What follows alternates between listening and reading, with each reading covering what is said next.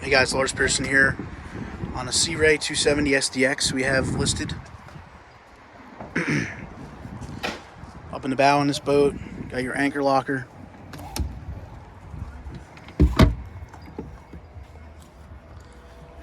View from the bow, looking back. There's infinity woven vinyl flooring on this boat. It's mostly stowed up under the head compartment here along with the canvas. Blue canvas on this boat. It's nice tan interior. As you see, this folds back. Thigh rise bolster at the helm. Rockford Fosgate stereo. Marine screen. Storage in the floor, both in the cockpit and the bow. And storage up underneath. Your cushions and seating back here as well.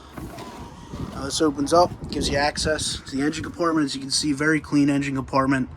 Very well maintained boat. 300 horsepower. Battery switches down there as well. And you see the sun pad out back. There's a submersible platform.